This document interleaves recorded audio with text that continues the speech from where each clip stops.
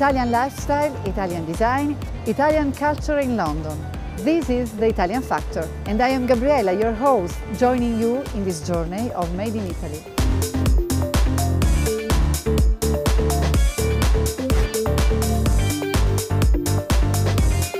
Italian style. Quite fashionable. Very chic.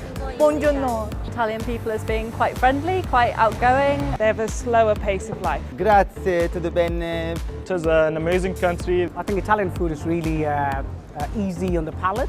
Italians are definitely beautiful, oh for sure. Stendhal used to say, beauty is nothing other than the promise of happiness. Today I have invited Sophie Wellings, welcome, to talk about exactly that, beauty, and obviously according to Italian style. Hi Sophie. Hi. So you have an interesting life where you are a professional barrister by day and a socialite by night at London's high society and red carpet events, premieres and fashion parties. Tell us about this dichotomy. Well, you need to not need much sleep. You need to always have cab money and you need to have a good secret for making sure your hair can go from being at work to being at a party very quickly. So I plait my hair in a French plait in the morning, wear it under my wig, and then when I come out of court, I get a bit of a zhuzh and it's always ready to go. Under the wig? Yes, yeah. This is very interesting. So we talk about beauty, bellezza in Italian, about hair more especially. Yeah. From your experience, how important is hair to a person's overall look? Very, very important. I think a hair, for a woman especially, is your ultimate accessory. If you're having one of those days where your hair isn't right, I think you don't feel right. Look at me, I'm a bloke. I keep my hair short, mainly for convenience. I mean, it's hardly my top priority. So when the production team told me we were going to be talking all about hair, I thought, really? But actually, after some research, it's really quite fascinating. We have hairs on our head and much shorter hairs on our arms and our legs, and that's because the skull has less fat on it, so it needs that hair to stay warm. And to do that effectively, you need about 100,000 hairs. That's more than all the seats in Wembley Stadium. Blondes have even more, they have 140,000 hairs, whereas redheads, a bit less, 80,000 hairs.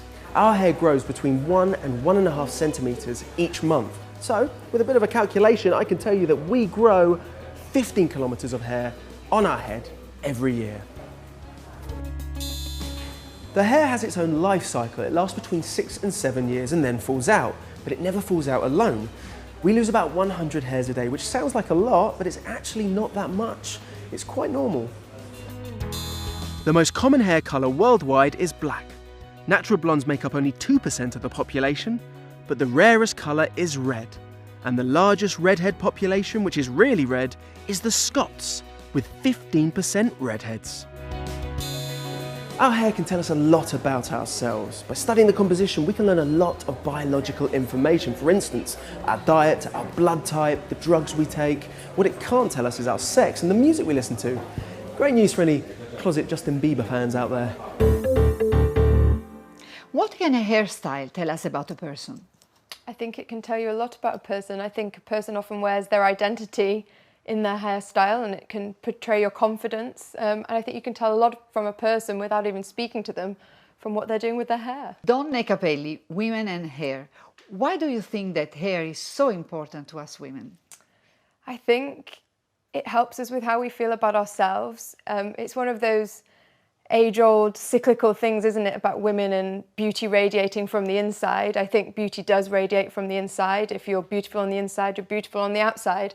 But I think it can help, if you're feeling beautiful on the outside, to feel beautiful on the inside. And it's one of those things that goes round in a circle. And for men, is it just a myth that men generally tend to take less care of their hair? I think it is a myth. I think increasingly it is a myth. I think increasingly men are being told it's okay to care about how they look and to use products. And I think more men are doing that. I know a lot of men with very, very full cabinets of products in their bathrooms. Hi, I'm Michael John. Nice Hello, to I'm meet Ivan. you. How you doing? What can I do for you? I'm here for a haircut. Ah, good. Good, good. We have an event or something tonight? Yeah, no, so I'm going out tonight for a bit of a posh event. My mum says I'm looking a bit scruffy, so I've come for a neaten up. Ah, okay. Listen, I gotta let you wait like 10 minutes. Maybe I can offer you a massage. That sounds awesome. I'd love a massage. This is Monica. Hello. She's gonna take care of you. Oh, brilliant. Okay, relax, enjoy it. I wish you upstairs for the cut. Fantastic. Looking See you forward later, to it. mate. Okay, here we go. So, how was the massage? That was amazing. I feel so relaxed, so calm. Was not expecting that. Fantastic. Shall I offer you a glass of champagne? Yeah. Rosé champagne from Italy, organic, Aldo Coppola. We also produce wine. I don't want to take care only of the hair. No. Here it must be an experience also, you know. It's a place where you have to spend your time relaxing, take care of your body, of your hair, but of your soul also. So for example, my girlfriend for her birthday, this would be the perfect thing that, you know, could get her come in, do the hair naturally and... But I can say for me it would be like the best present ever. Yeah? Yeah, because we sell a voucher, so she can come over and we reset her from the top to the bottom. Yeah. So you can spend here literally half of a day as you've done the massage. It's gonna come here, we're gonna do the color, we're gonna... I've always thought of hairdressing especially as almost a bit like being a psychiatrist, because you must hear. A lot of people used to say that the best friend of a woman is the hairdresser. Yeah? Have you ever had any confessions from, as you say, you end up so close to these people? Have you ever? You know, I have a lot of mens. Yeah. And it happens also that sometimes I used to cut every 6 months with a different woman, you know? And The same man with a different woman? Yeah, it happens. Or maybe they have a girlfriend and the weekend they come in with another one. Every time you have to fake it. It's like, oh, finally you got a girlfriend. You wow. know? Nice for you. Nice. Oh, okay. It's looking good. I think, yeah, the cut is done. You're ready for the night. Cheers to that. I go to the hairdresser twice a week, so 8 times per month. And how many times do you go to the hairdresser and what do you get done to your hair? I wish I was able to go twice a week. Unfortunately, my job doesn't let me do that, but I do go as often as I can. And I try to go every 10 days.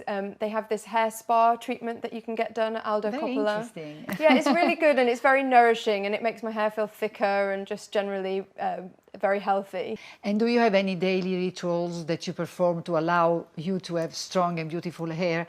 And do's or don'ts? I've got very straight hair and it's quite difficult to get body into my hair. So if I know I want to have that, the night before, I will often braid my hair or put it in some little buns so that the next morning when I wake up, it's nice and wavy without me having to go through all of the heartache and effort to get it wavy by hand. So that's one of the things that I do. The other thing I try not to do too much is give it too much heat or overcolour it so that the nourishment from my hair goes. I'm your host, Ivan Berry, and welcome to a very special edition of Strictly Come Testing. It's bad to wash your hair every day. False. False. Definitely, yes, true. True. I'm gonna say maybe true. I think that's false because I wash mine every day. Yes. False. Exactly, because you have to allow your skin, your scalp to breathe, and you have to clean the cuticle of the hair. Obviously, if you're using like a cheap product that is rinsing out the lipidic film around the scalp and the hair, this is bad. Stress can cause white hair. True. True. True. Yeah, definitely. Yeah. True. True. Hair is part of our body, so stress causes extremely problem to our body and our hair. It's good to brush through the hair more than 100 times before going to bed. I've heard that's true, but I don't do it. I'm gonna say that's false. It seems like an old wives' tale to me. True. True? I'm gonna go for false because it sounds like an urban myth. I believe that is true. I'm gonna say true. I don't know. No, I don't think so. No. False. But in the past, the granny was suggested the nephew, to brush the hair 100 times because it's something disgusting actually, but he was like pulling the oil from the scalp all over the hair. And it's literally oil, so the hair was looking more shiny. Rinsing your hair with cold water makes it shiny. No. True? True. I'll say true, but then you'll say false again. I'll say true. I don't know. No, I don't think so. False. True. Because the cold water is like closing the cuticles of the hair in order that then when you start brushing it's gonna be more shiny because the cuticle is like a mirror. If you close it properly, it's gonna be much more shiny.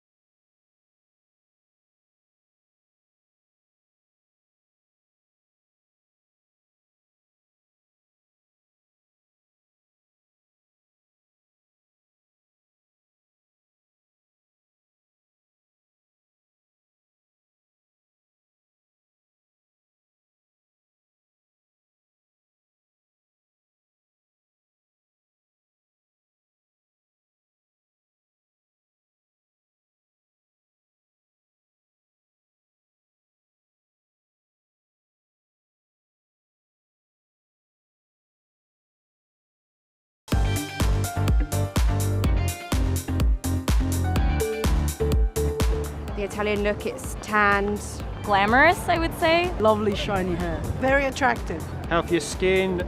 The Italian style is very elegant. Over the top. Something charming about them. Effortless. Other than clothes, hairstyles have experienced some drastic change in style throughout time. Sophie, how would you summarize the biggest changes over the last 70 years? If you look back at old photographs, you can immediately tell what era it is from how somebody's hair is styled. So you can look back at the 30s and they've got those beautiful waves, or the 60s with the twiggy haircuts when women started to be able to sort of freely express themselves and cut their hair how they wished. And of course the 80s, which some would say was a big, bit of a mistake maybe, lots of crimping and big volume. But I was born in the 80s, so I have a lot of sentimentality for it. Talking about the 80s, I remember Madonna, and with this hair so white, and she used to, of course, to dye the hair. Yes. And once I tried, I did it homemade. It was a huge mistake because after a few days, I mean, the hair actually fall. These are the terrible mistakes you do when you do something homemade. Today, I'm gonna show you, and you're gonna be my assistant, okay? Honoured, thank you. My pleasure. That you're gonna help me through this special technique called chatouche. The chatouche technique is something that is copying the effect of the sun, okay, to make a woman blonder. If you pass me the tool. Yes, this is the sombrero style thing, yeah? Exactly. Okay, lovely. This is like a tool that Mr. Aldo created over the years to follow the effect of the sun on the hair.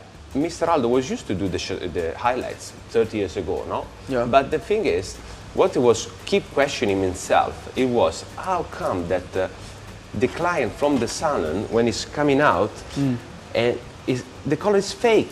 Very natural. And that's why, as you see, if Nicole looks down, this one will follow the natural growing of the hair. Okay.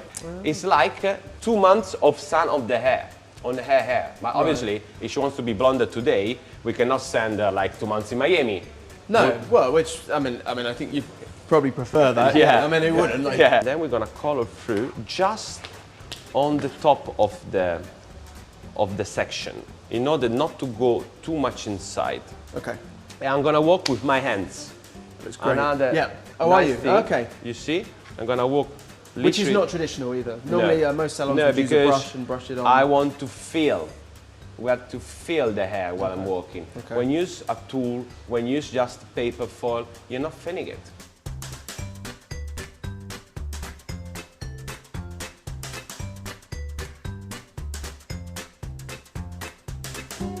So now this is the special thing I told you before. We're gonna tone the hair to go exactly as the sun would have done. Okay. With this mix of 100% herbs. Okay. Right. We call it henna, even if it's not the real henna, because the henna is red.